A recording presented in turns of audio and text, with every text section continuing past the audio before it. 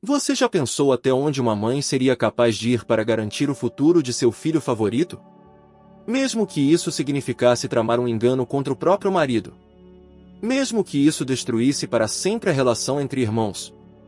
Bem-vindo ao 14º episódio da série Origens, onde testemunharemos uma das histórias mais controversas e humanas de toda a Bíblia. Uma história sobre ambição, engano, arrependimento e, surpreendentemente, sobre como Deus trabalha mesmo através de nossas falhas mais profundas. Hoje vamos mergulhar em eventos que mudaram para sempre o destino de uma família e de uma nação inteira. Prepare-se, porque o que você está prestes a descobrir vai muito além de uma simples narrativa antiga. É uma janela para a complexidade da natureza humana e para os mistérios da providência divina. Os anos haviam passado pesadamente sobre Isaque. O homem que um dia fora oferecido como sacrifício no Monte Moriá, que cavara poços e fizera alianças, agora encontrava-se frágil, seus olhos cobertos por uma névoa espessa que o impedia de enxergar o mundo ao seu redor. A cegueira chegará gradualmente, como um véu sendo lentamente tecido sobre sua visão, até que restasse apenas sombras e contornos indefinidos. Ele sabia que seus dias estavam contados. Podia sentir nas dores do corpo, no cansaço que não passava, no peso de cada movimento. E com essa consciência veio uma urgência. Havia algo que precisava ser feito antes que fosse tarde demais. A bênção da primogenitura. Aquela bênção sagrada, carregada de poder espiritual e promessas divinas, precisava ser transmitida ao seu primogênito. A Esaú, seu filho amado, o caçador de pelo vermelho e mãos fortes. Certa manhã, Isaque chamou por Esaú. Sua voz, embora enfraquecida pela idade, ainda carregava a autoridade de um patriarca. Esaú, meu filho, disse ele, estendendo as mãos trêmulas na direção da voz que respondia. Eis-me aqui, meu pai, respondeu Esaú, aproximando-se com a reverência natural de quem reconhece o momento solene. Vês que já estou velho, continuou Isaque, e não sei o dia da minha morte. Agora, pois, toma as tuas armas, a tua aljava e o teu arco, sai ao campo e apanha para mim alguma caça. Prepara-me um guisado saboroso, como eu aprecio, e traze-mo para que eu coma e te abençoe antes que eu morra. Esaú sentiu o coração acelerar. A bênção. Finalmente, após toda a história da primogenitura vendida por um prato de lentilhas, algo que talvez ele tivesse até esquecido ou minimizado em sua mente, seu pai estava prestes a conceder-lhe a bênção patriarcal. Aquilo que realmente importava. Sem dizer uma palavra além de um respeitoso assentimento, Esaú tomou suas armas e partiu para o campo, seus passos rápidos e determinados ecoando o entusiasmo de quem finalmente vê uma redenção no horizonte. Mas havia alguém ouvindo. Alguém que compreendia perfeitamente o peso daquele momento e que não estava disposta a deixar que as coisas seguissem seu curso natural. Rebeca, escondida próxima à entrada da tenda, havia capturado cada palavra daquela conversa. E enquanto observava Esaú desaparecer na direção das colinas, sua mente já trabalhava freneticamente, tecendo um plano arriscado e audacioso. Rebeca não era uma mulher que aceitava passivamente o que a vida lhe apresentava. Anos atrás, quando ainda estava grávida dos gêmeos, o próprio Senhor lhe revelara que o maior serviria ao menor. Jacó, seu filho preferido, aquele que permanecia nas tendas, de temperamento mais calmo e espírito contemplativo, era o escolhido por Deus para carregar a aliança. Não Esaú, por mais que Isaque o amasse. E agora, vendo seu marido prestes a contradizer o plano divino, Rebeca não hesitou. Moveu-se rapidamente até encontrar Jacó, seus olhos brilhando com uma mistura de urgência e determinação que ele raramente via.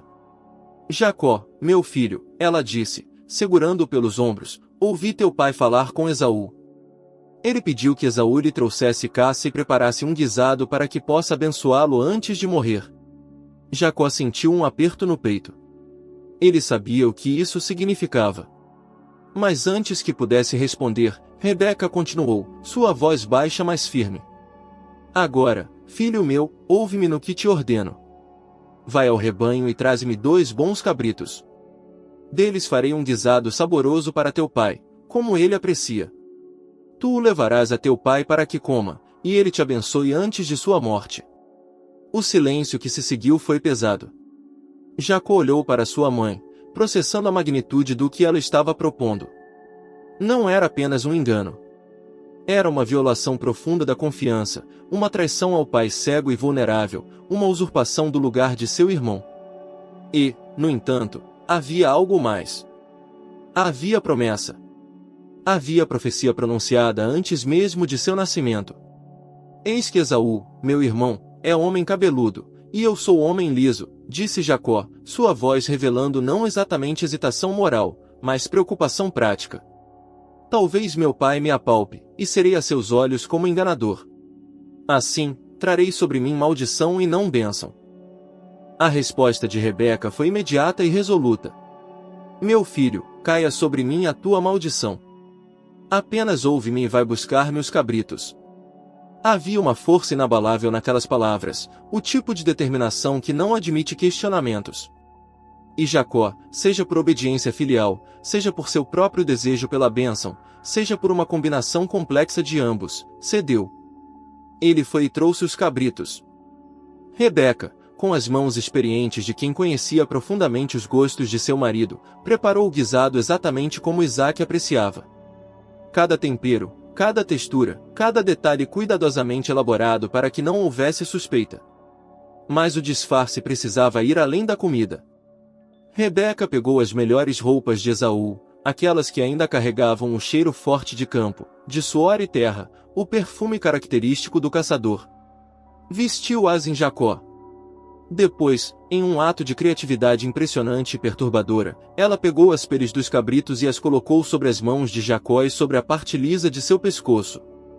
Quando terminou, Jacó era uma imitação convincente de seu irmão, pelo menos para um homem que não podia ver. Jacó tomou o guisado e o pão que sua mãe preparara. Cada passo em direção à tenda de seu pai era pesado, carregado de antecipação e culpa. Ao entrar, sua voz saiu controlada, tentando imitar o tom mais grave de Esaú. Meu pai. Eis-me aqui, respondeu Isaque, virando a cabeça na direção da voz. Quem és tu, meu filho? Eu sou Esaú, teu primogênito. A mentira saiu de sua boca, e não houve volta. Fiz como me disseste. Levanta-te, peço-te, assenta-te e come da minha caça, para que me abençoes. Isaque franziu a testa, surpreso. Como achaste tão depressa, meu filho? A pergunta carregava uma desconfiança não formulada, uma sensação de que algo não estava certo. Jacó não hesitou, mas suas próximas palavras adicionaram uma camada ainda mais problemática ao engano. Porque o Senhor, teu Deus, a mandou ao meu encontro. Ele invocou o nome do Deus da aliança para sustentar sua mentira, cruzando uma linha que transformava o engano prático em algo perigosamente próximo da blasfêmia. E você, o que pensa disso? Consegue imaginar o peso desse momento? A tensão de estar ali, diante do pai cego, sabendo que cada segundo poderia expor a farsa? Se inscreva no canal para continuar acompanhando a série Origens e descobrir como essa história se desenrola. Isaque não estava convencido.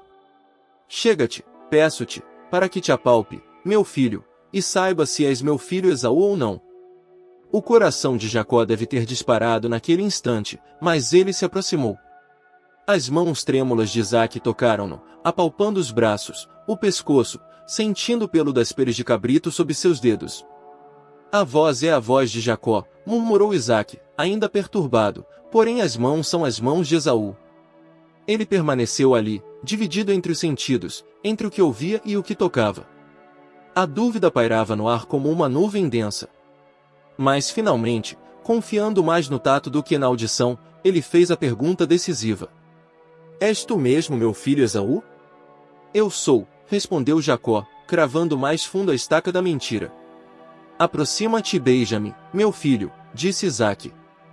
E quando Jacó se inclinou para beijá-lo, Isaque cheirou o cheiro de suas roupas, aquele aroma de campo que era inconfundivelmente de Esaú. Naquele momento, as últimas dúvidas se dissiparam. O velho patriarca estava convencido. E então aconteceu. Isaque pronunciou as palavras sagradas, aquelas que não podiam ser desfeitas, que carregavam o peso da eternidade e o poder da aliança divina. Eis que o cheiro do meu filho é como o cheiro do campo que o Senhor abençoou. Deus te dê do orvalho do céu, da exuberância da terra, trigo e vinho em abundância. sirvam-te povos, e nações te reverenciem. Sê senhor de teus irmãos, e os filhos de tua mãe se curvem diante de ti. Maldito seja o que te amaldiçoar, e bendito seja o que te abençoar. Cada palavra era um decreto, uma declaração profética que moldava o futuro. Jacó recebeu a bênção, aquela pela qual tramara, pela qual enganara, pela qual traíra. E quando terminou, ele se retirou rapidamente da presença de seu pai, levando consigo o peso daquela conquista ambígua. Mal Jacó havia saído, mal o eco de seus passos se afastara, Esaú retornou da caçada. Ele vinha satisfeito, carregando o resultado de sua expedição, já imaginando o momento em que receberia a bênção de seu pai. Preparou o guisado com cuidado, temperando exatamente como sabia que Isaque gostava. Depois, com o coração cheio de expectativa, levou-o à tenda de seu pai. Levanta-te, meu pai, e come da caça de teu filho, para que me abençoes, disse ele, sua voz vibrante de alegria e antecipação. Isaque, confuso, ergueu a cabeça. Quem és tu? Eu sou teu filho, teu primogênito, Esaú. O silêncio que se seguiu foi ensurdecedor. Isaque começou a tremer, todo o seu corpo tomado por um estremecimento violento que revelava o choque devastador da descoberta. Quem é, pois, aquele que apanhou a caça e matrou-se? Comi de tudo antes que viesses e o abençoei. Sua voz quebrou-se na última palavra, carregada de horror e realização. Ele será bendito. Esaú compreendeu tudo em um único instante terrível. A traição. O engano. A perda irreparável. Um grito saiu de sua garganta, um bramido de dor tão intenso e amargo que parecia rasgar o próprio tecido da realidade. Abençoa-me também a mim, meu pai. As palavras saíram misturadas com lágrimas, um apelo desesperado de um homem vendo seu futuro ser destruído diante de seus olhos. Isaque, ainda tremendo, respondeu com voz pesada. Veio teu irmão astutamente e tomou a tua bênção. Com razão, disse Esaú, a amargura escorrendo de cada sílaba, se chama Jacó, pois já 2 vezes me enganou. Tirou-me o direito de primogenitura e agora usurpou a minha bênção. Então, erguendo os olhos molhados de lágrimas para seu pai, suplicou. Não reservaste, pois, bênção alguma para mim? Isaque suspirou profundamente, o peso da irreversibilidade esmagando seu peito. Eis que o constituí em senhor sobre ti, todos os seus irmãos lhe dei por servos. De trigo e de vinho o apercebi. Que me resta, pois, que eu te faça, meu filho? Esaú, recusando-se a aceitar, insistiu com desespero crescente. Acaso tens uma única bênção, meu pai? Abençoa-me também a mim, meu pai. E então Esaú ergueu a voz e chorou. Não eram lágrimas silenciosas de tristeza resignada. Era um choro profundo, visceral, o lamento de um homem que acabará de perder tudo o que importava. Isaque, movido pela dor de seu filho, finalmente falou, mas suas palavras eram uma sombra pálida do que fora dito a Jacó. Eis que longe da exuberância da terra será a tua habitação, e sem orvalho que cai do alto. Viverás da tua espada e servirás a teu irmão. Quando, porém, te libertares, então sacudirás o seu jugo da tua cerviz. Eram palavras de luta, de conflito, de servidão temporária. Não eram palavras de bênção no sentido pleno. Esaú as recebeu, mas elas apenas aprofundaram o abismo de ódio que agora se abria em seu coração. Ali, naquele momento, algo morreu entre os irmãos. O amor, se alguma vez existira, transformou-se em ressentimento profundo. E o ressentimento rapidamente se transformou em algo muito mais perigoso. Esaú começou a odiar Jacó por causa da bênção. E esse ódio não era algo abstrato ou distante. Era visceral, imediato, assassino. Ele dizia consigo mesmo, nas longas noites insones, quando a dor era insuportável demais para dormir. Vêm próximos os dias de luto por meu pai. Então matarei Jacó, meu irmão. Mas novamente, havia alguém ouvindo. As palavras de Esaú, proferidas talvez para si mesmo ou para confidentes próximos, chegaram aos ouvidos de Rebeca. E ela compreendeu imediatamente o perigo. Seu filho favorito, aquele por quem ela tramara e arriscara tudo, estava agora sob ameaça de morte. Rebeca mandou chamar Jacó com urgência. Quando ele chegou, ela não perdeu tempo com preâmbulos. Eis que Esaú, teu irmão, se consola a teu respeito com o propósito de matar-te. Agora, pois, meu filho, ouve-me.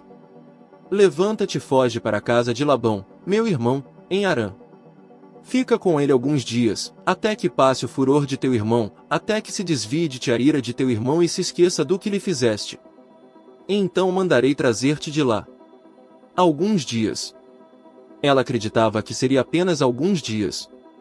Nenhum deles sabia, naquele momento, que aquela separação duraria décadas, que Rebeca nunca mais veria o filho amado, que morreria antes de seu retorno.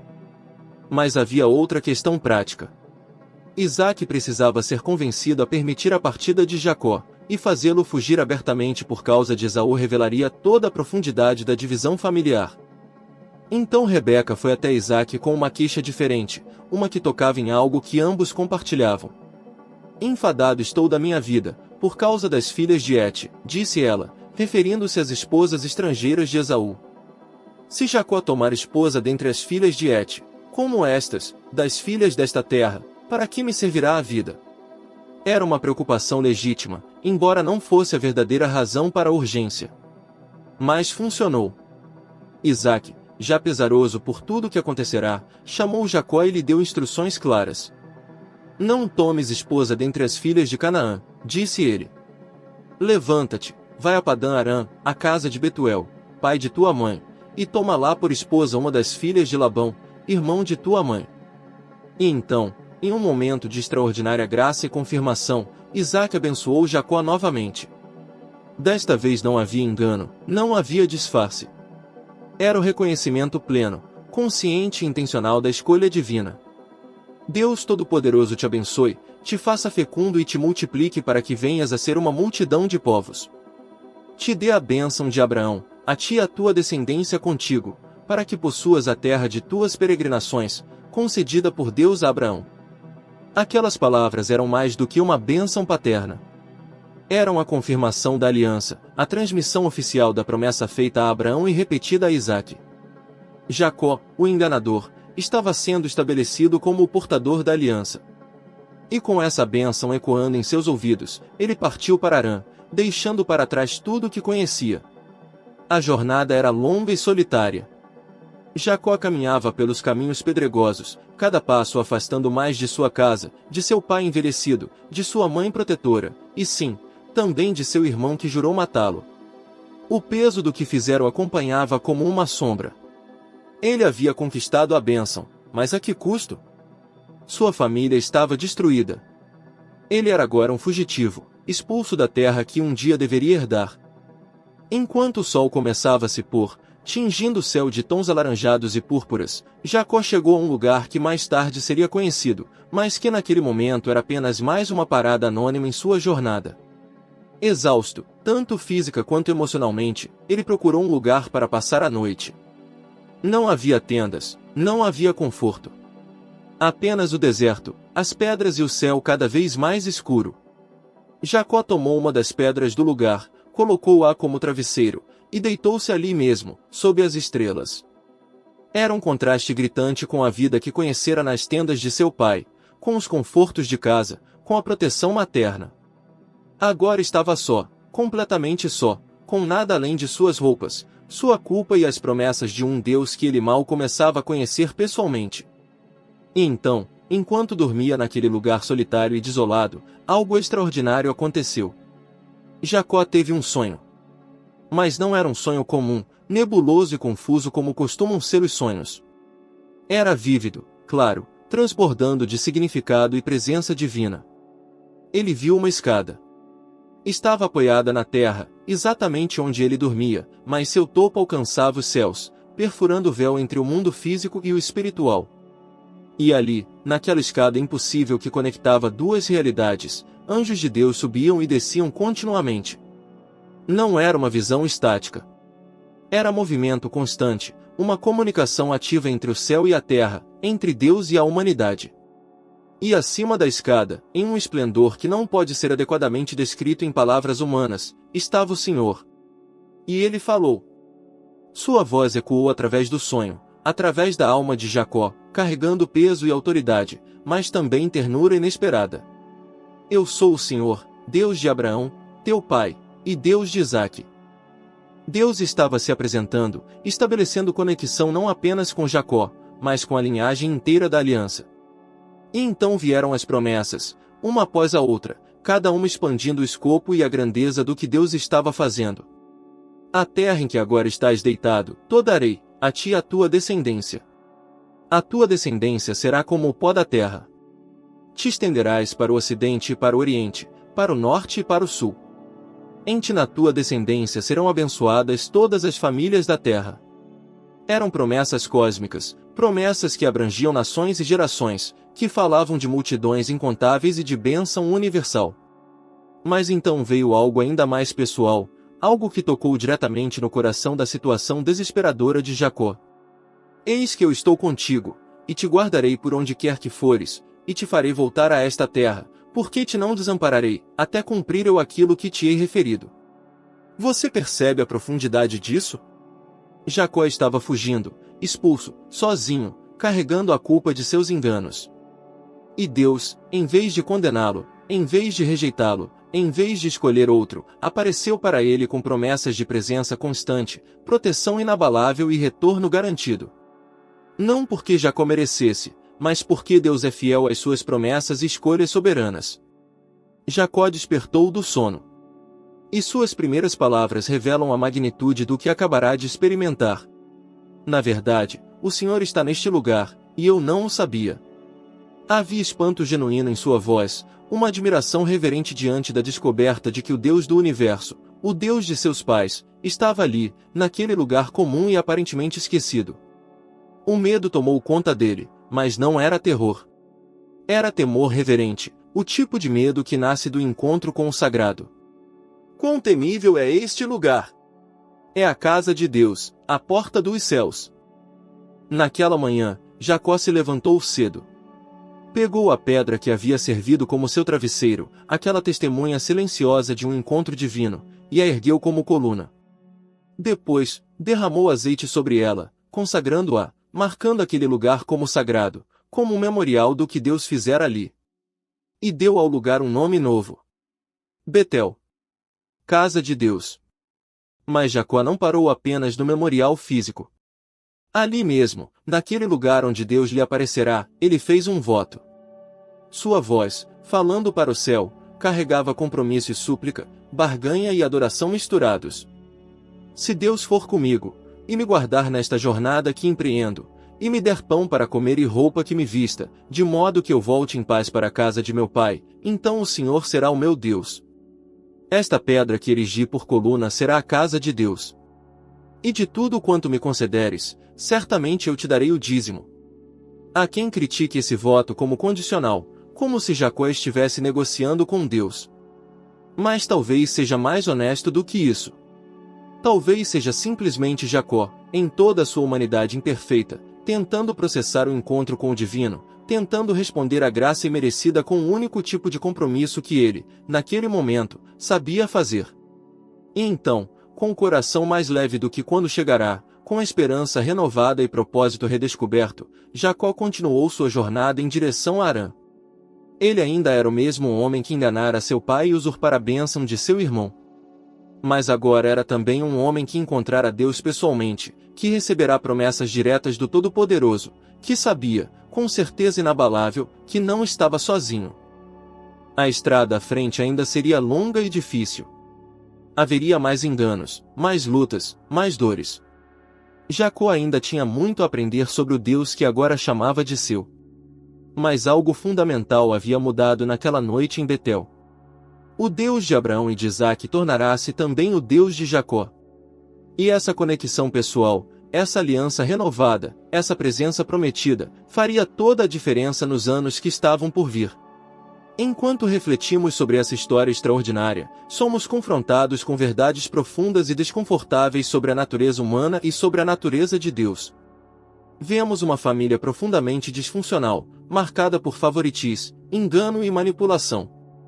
Vemos pais que amam filhos diferentes desigualmente, criando rivalidade e ressentimento. Vemos uma mãe disposta a trair a confiança do marido para promover seu filho favorito.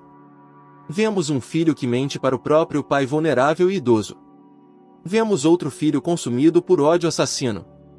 Não é uma história bonita quando olhamos para as ações humanas. E, no entanto, é exatamente através dessa bagunça toda que Deus trabalha. Ele não espera que sejamos perfeitos para nos usar. Não descarta pessoas por causa de suas falhas ou pecados. Em vez disso, em sua soberania misteriosa, ele tece até mesmo nossos erros no tecido de seus propósitos eternos. Isso não justifica o engano. Não torna correto o que Rebeca e Jacó fizeram. As consequências de suas ações foram reais e dolorosas. Jacó passaria décadas longe de casa. Rebeca nunca mais veria o filho amado. Esaú carregaria a amargura por anos. A família estava irremediavelmente quebrada. Mas Deus, em sua graça incompreensível, não abandonou Jacó. Apareceu para ele em sua hora mais solitária e vulnerável. Confirmou as promessas. Garantiu sua presença. Transformou um fugitivo culpado em portador da aliança. E nos lembra que sua fidelidade não depende da nossa, que seus planos não são frustrados por nossa imperfeição, que sua graça é verdadeiramente surpreendente porque vem a nós não quando a merecemos, mas precisamente quando não a merecemos. A escada de Jacó, com seus anjos subindo e descendo, torna-se um símbolo poderoso dessa verdade. Ela representa a conexão entre o céu e a terra, entre Deus e a humanidade, entre o sagrado e o profano. E essa conexão não é estabelecida por nossa escalada em direção ao divino, mas pela iniciativa de Deus em alcançar-nos onde estamos, mesmo quando estamos fugindo, mesmo quando estamos dormindo sobre pedras no deserto, mesmo quando carregamos o peso de nossas falhas. Séculos mais tarde, Jesus faria referência a essa escada ao falar com Natanael, declarando que ele mesmo é a verdadeira conexão entre o céu e a terra, o caminho através do qual a graça de Deus alcança a humanidade caída. O sonho de Jacó, nesse sentido, era apenas uma sombra da realidade maior que viria, um prenúncio da encarnação, da cruz, da reconciliação definitiva entre Deus e o homem. E assim termina este capítulo dramático na história das origens. Com uma família dividida, um irmão fugindo para terras distantes, e um Deus fiel fazendo promessas que sustentariam não apenas Jacó, mas gerações incontáveis que viriam depois dele. A história está longe de terminar. Jacó ainda tem muito pela frente. Encontros, lutas, transformações. Mas o fundamento foi estabelecido naquela noite em Betel. Deus estava com ele. E essa verdade seria suficiente para tudo o que estava por vir. Obrigado por nos acompanhar neste 14º episódio da série Origens. Se esta jornada pelas narrativas que moldaram nossa fé tem tocado seu coração, deixe seu like, compartilhe com quem você ama e ative o sino de notificações. Nos vemos no próximo episódio, onde continuaremos a desvendar os mistérios e maravilhas das Escrituras Sagradas. Até breve. Se esta história falou com você, lembre-se: Deus não abandona quem está em processo. Inscreva-se no canal, acompanhe os próximos episódios. E continue essa jornada pelas origens da fé. Aqui, cada capítulo revela não apenas histórias antigas, mas verdades eternas que ainda nos alcançam hoje.